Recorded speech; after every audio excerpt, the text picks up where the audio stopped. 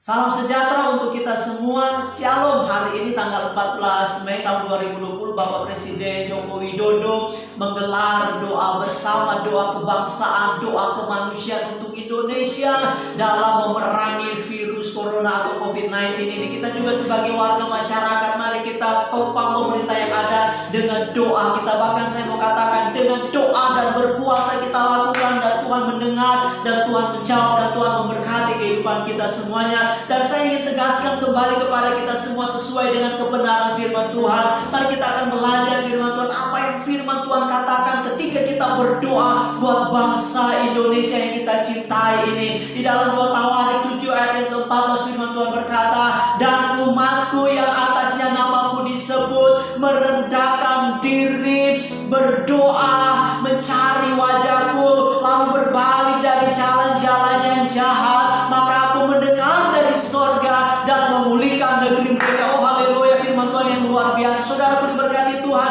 Yang pertama yang harus kita ketahui adalah kepada siapa kita berdoa. Sekali lagi saya tekankan, kepada siapa kita berdoa dan kepada siapa kita berpuasa. Bagian yang pertama dikatakan, "Dan umatku yang atasnya namaku disebut." Menyebut nama Tuhan ketika kita berdoa dan berpuasa, menyebut nama Tuhan yang kita kenal di dalam nama Tuhan Yesus sebagai Tuhan dan Juru Selamat ketika kita berdoa dan ketika kita berpuasa. Haleluya. Jadi sangat penting bagi kita untuk kita tahu bersama kepada siapa kita berdoa dan berpuasa hanyalah kepada Tuhan Yesus sebagai Tuhan dan Juru Selamat. Sebab Yohanes 3:16 berkata, "Karena begitu besar kasih Allah akan dunia ini, sehingga Ia telah mengaruniakan anaknya yang tunggal, supaya setiap orang yang percaya kepadanya," kepada Tuhan Yesus sebagai Tuhan dan Juru Selamat, "tidak binasa, melainkan beroleh hidup yang kekal." Yang kedua, pentingnya merendahkan diri di hadapan Tuhan. Firman Tuhan berkata, "Dan umatku yang atasnya namaku disebut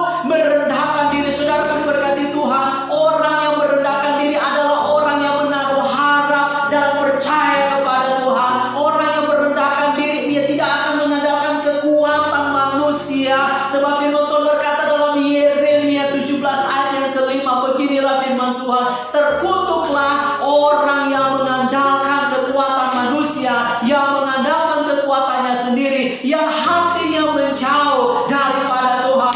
Tetapi dalam ayat yang ke-7, Yeremia 17 ayat yang ke-7 dikatakan, "Diberkatilah orang yang mengandalkan Tuhan, yang menaruh harapannya kepada Tuhan." Haleluya.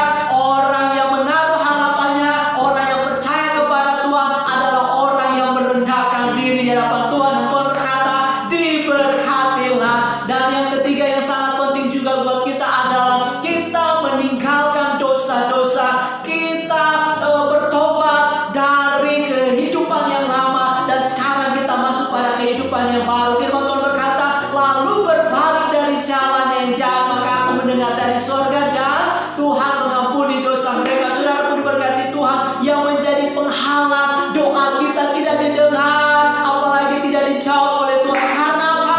Karena kejahatan manusia, karena dosa-dosa manusia. Oleh karena itu firman Tuhan berkata, mari kita berbalik dari tingkah laku yang jahat. Mari kita mengakui kesalahan kita di hadapan Tuhan. Sebab firman Tuhan berkata dalam 1 Yohanes 1 ayat yang ke-9 dikatakan, "Jika kita mengaku dosa kita, maka Ia adalah setia dan adil, akan mengampuni dosa kita dan menyucikan diri kita dari segala kejahatan." Haleluya. Demikian perenungan firman Tuhan dan menjadi pokok doa syafaat. Mari Bapak Ibu berkati Tuhan, kita terus berdoa buat pemerintah Indonesia, berdoa buat masyarakat yang ada, biarlah kesejahteraan terjadi, keselamatan terjadi. Sebab firman Tuhan berkata di dalam Yeremia 29 ayat yang ke-7, "Usahakanlah kesejahteraan kota kemana kamu aku buang. Berdoalah untuk kota itu, sebab kesejahteraannya adalah kesejahteraan kita." Haleluya.